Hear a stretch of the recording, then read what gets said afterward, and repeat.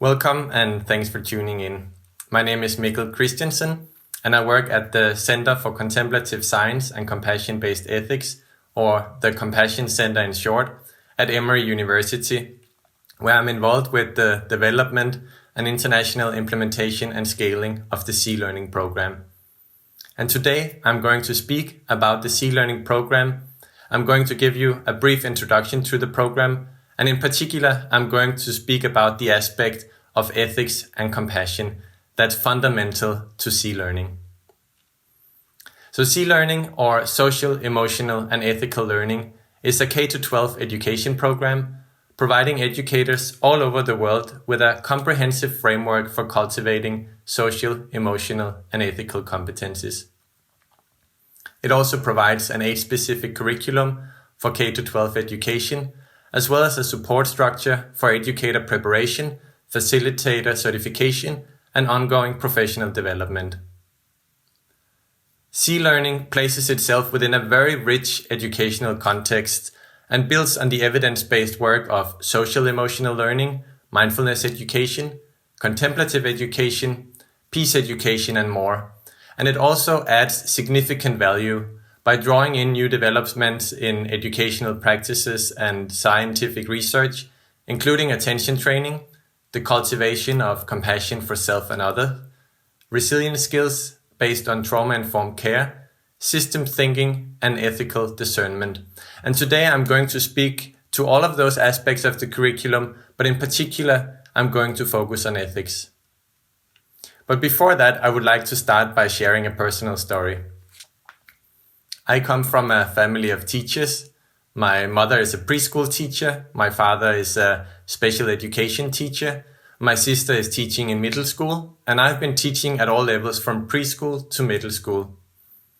And one thing I noted when I shifted from early childhood to elementary education was how the children changed from being very enthusiastic about school, very open, playful, and trusting, to seeing school as something inherently boring and constraining, and seeing teachers as alien representatives of this system.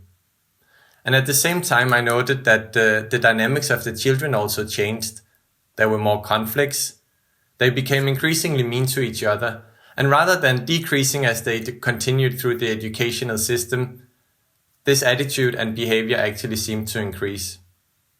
So my conclusion was that while we're teaching students things in math and language that they may never need, we have largely ignored the essentials like how to live a happy and meaningful life, how to be a good friend, which they could benefit from every single day.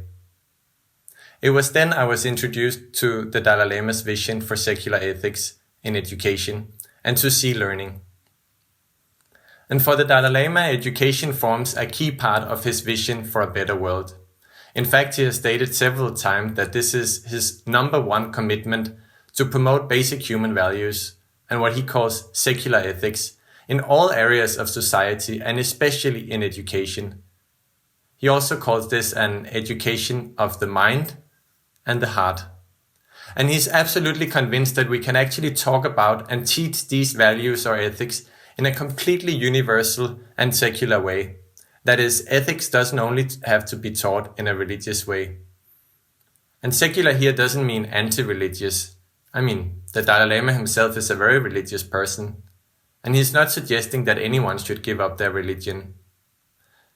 The Dalai Lama explains secular ethics in terms of basic human values that are common to all world religions and also common to people who have no religion. And he offers the metaphor of water and tea. People enjoy different kinds of tea. Many people prefer tea to just water, but water is really what's essential for life. And the Dalai Lama insists that we can absolutely talk about ethics without referring to God or karma or any other religious principles. And we can do so on the basis of common experience, common sense, and science, and build around two pillars of common humanity and interdependence. Common humanity refers to our shared reality as human beings. We're all born, we all die, we all want to be happy and to avoid suffering. We all have emotions and feelings. We all have a nervous system that gets activated if we feel threatened. These are undeniable facts. Interdependence is based on the concept that things and events do not arise without a context, but instead they depend on an array of other things and events for their existence. A simple meal, for example, comes into existence from a wide array of sources and geographical areas.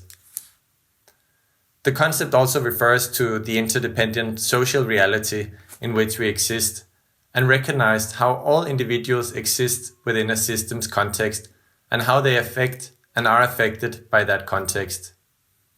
As such, interdependence is both a law of nature and a fundamental reality of human life.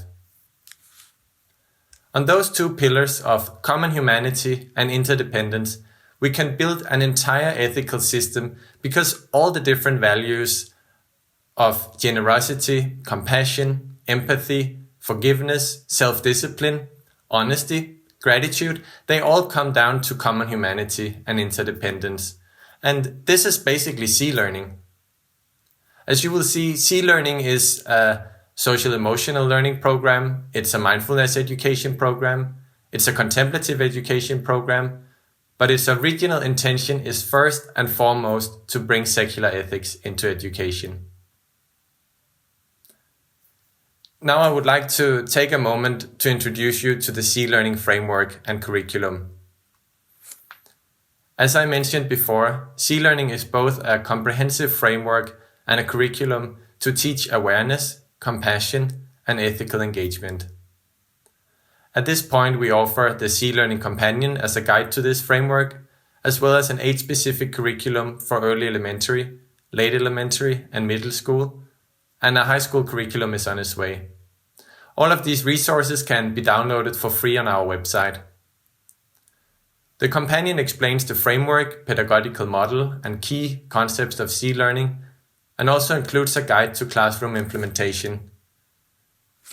The C-learning curriculum is based on this framework and consists of 7 chapters comprising more than 30 learning experiences or lessons, and concludes with a final capstone project. C-learning is fundamentally based around 3 dimensions, which broadly encompasses the type of knowledge and competences it seeks to foster in students.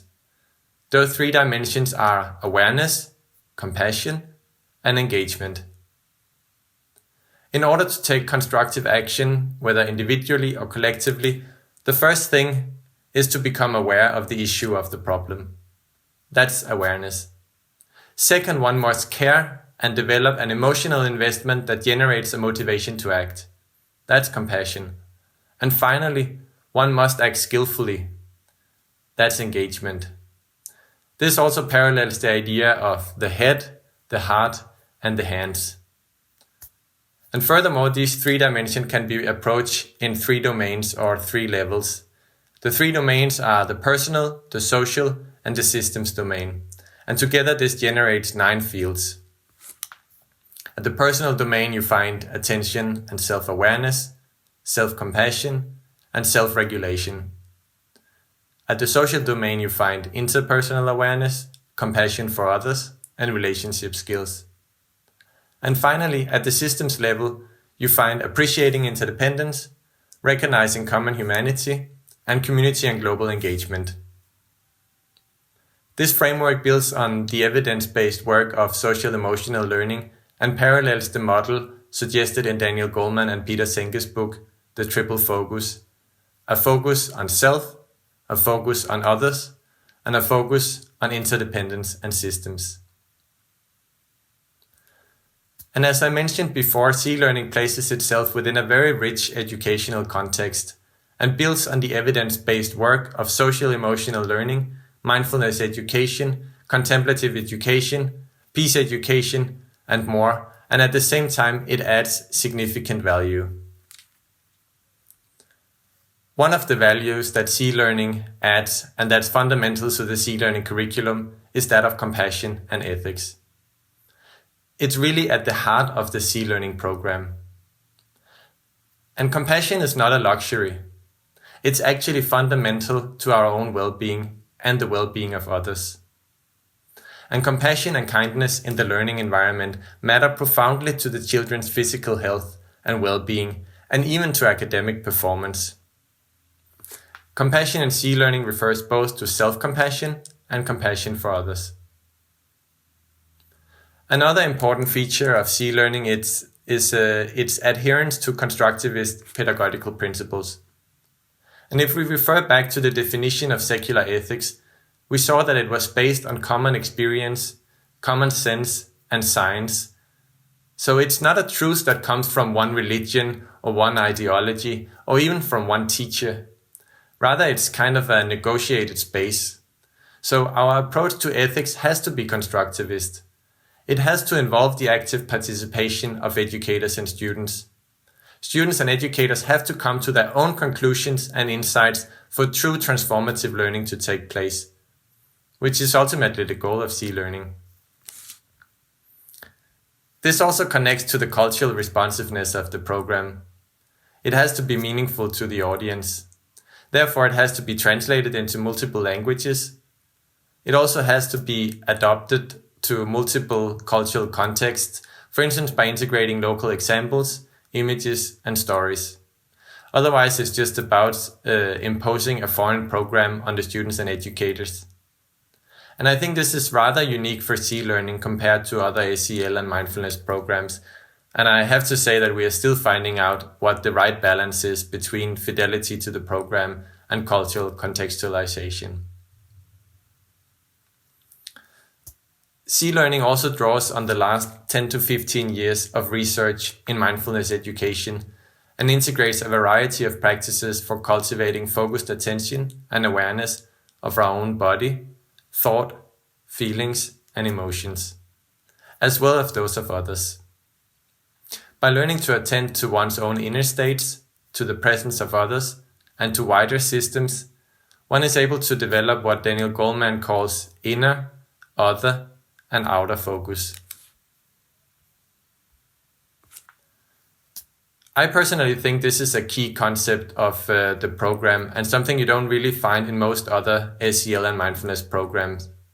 Because C-learning is intended for a very diverse audience, and we have to assume that students have potentially experienced trauma, either small or large. And for those students, some simple practices like observing the breath can actually be very activating if we don't offer them a choice and some alternatives to calm their nervous system. Therefore, Chapter 2 in C-learning curriculum is dedicated to learning about the nervous system and what we call the resilience zone or OK zone or the zone of well-being, and some simple well-being techniques we can use when we recognize that we are bumped out of this zone. And to give an example of how effective this aspect of the curriculum is, I would like to share a story of a boy I met in India, who comes from the slum and is the only child out of 4 children in the family to go to school. His father has left the family many years ago, and his mother is an addict. So basically, the children have to take care of themselves and each other. I met this boy at the C-learning launch conference in India in April 2019, where he was speaking from the stage to an audience of more than 1,000 educators, researchers, and policymakers from all over the world. He seemed incredibly confident when speaking, and he told us that when he started to go to school, he just couldn't concentrate on his own learning because he was so worried all the time about his siblings still at home. But then he was introduced to Chapter 2 in the C-learning curriculum, and after some time, he was able to notice when he was feeling out of his zone and apply some of the simple techniques he learned, like leaning against the wall, drinking a glass of water, or counting backwards from 10. And he told us that this would actually help him to release the stress and anxiety just enough for him to be able to concentrate on his class or homework. Of course it wouldn't leave him altogether, how could it? But it left him just enough. And I think this is a wonderful testimonial to the effectiveness of Chapter 2. Another aspect of the curriculum is systems thinking. Systems thinking refer to the concept of interdependence that we have already explored. It also provides an important new way of problem solving, especially relevant for the modern world. Instead of reducing complex situations to a single problem and then trying to address that problem in isolation, systems thinking allows us to understand the causes and condition that gives rise to that problem and then address the components and processes of the system itself. I'd like to conclude by sharing my hope for sea learning and secular ethics. My long-term hope is that every child on this planet receives an education of the heart and the mind that fosters the social, emotional, and ethical learning of the whole child. I really think this is the best gift we can offer to humanity, and as the Dalai Lama himself has suggested, also the most sustainable solution to some of the wicked problems of the 21st century, such as a growing gap between rich and poor, increasing us versus them, and the heating of our planet. My more immediate wish for sea learning is that we are successful in building an evidence base for the program that will allow this program to be recognized and adopted in public education all over the world, as well as in large international organizations like UN and UNESCO to support reconciliation and peace building in places of conflict like Syria or Yemen. I hope with this presentation that you now have a little more clarity around the concept of secular ethics and its role in education, and why modern education must be an education of the heart and the mind. I also hope that you appreciate how sea learning builds on, but also distinguishes itself from a very rich educational context by integrating a focus on compassion and ethics, awareness and attention, systems thinking, and trauma-informed and resiliency-focused care, and by emphasizing a constructivist pedagogy and cultural responsiveness. Thank you very much for tuning in, and I wish you all the best in making the world a better place through education. Thank you.